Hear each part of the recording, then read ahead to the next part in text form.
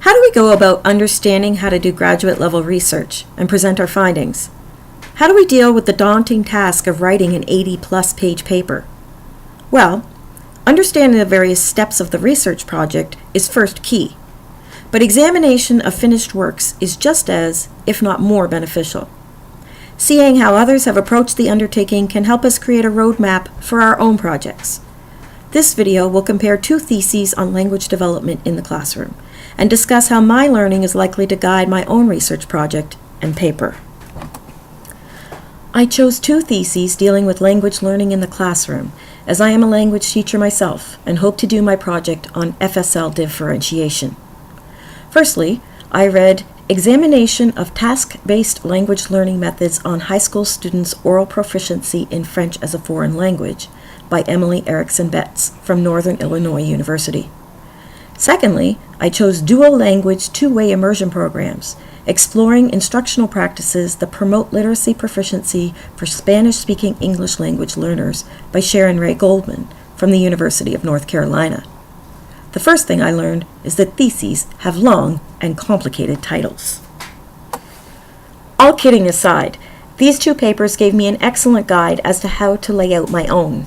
There were a lot of similarities in layout, some of which I have learned through Education 5115, are standard categories for most research projects.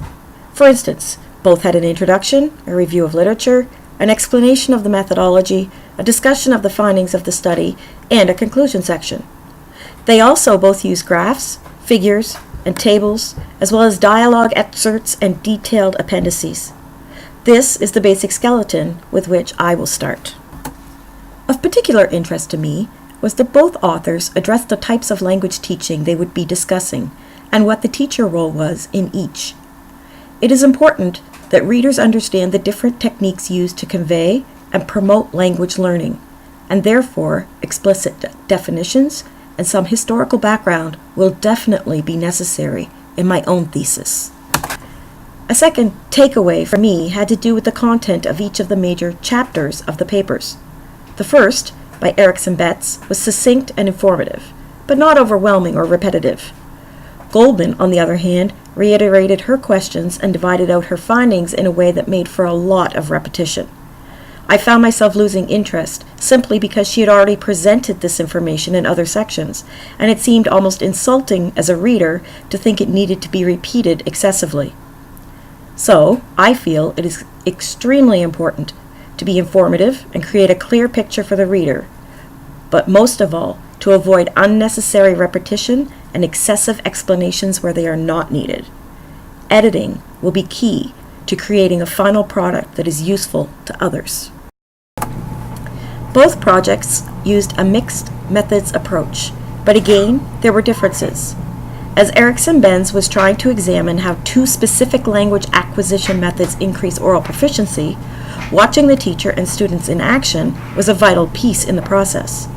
Therefore, the videos and recordings and interviews provided as much, if not more, information than the pre- and post-tests.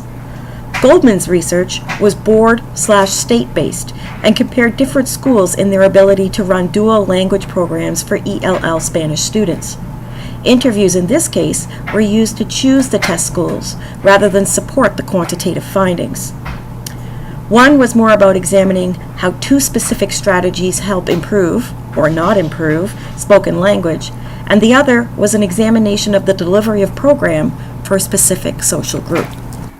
As I am also going to be examining the results of a particular approach of teaching, I am more likely to have minimal quantitative and lots of qualitative data, just like Eric Benz. But now I know that I also may need to consider how and when my classes could be recorded and work that into my consent process as well. This will also influence the presentation of data, as it did in these two cases. The thesis on dual language had many more charts, tables, and graphs than the other. This is because there was a lot more quantitative data that could easily be represented that way. Although both used these, as well as dialogue excerpts, the Erickson-Benz report was significantly more language-based, since she was focusing more on the qualitative data. I too will have to consider the time it will take to transcribe interviews and incorporate them into a logical discourse. This comparison project has taught me much about my approach to my own research. I have a better understanding of the overall layout of the paper, the significance of including an explanation of language learning in the literature review, what method I am likely to use, various data collection options and the planning that needs to happen in advance for that, and finally, how findings can be presented without repetition in a clear and succinct way. Although I am still facing this enormous task with some trepidation, I am much better equipped to do so thanks to this project and course.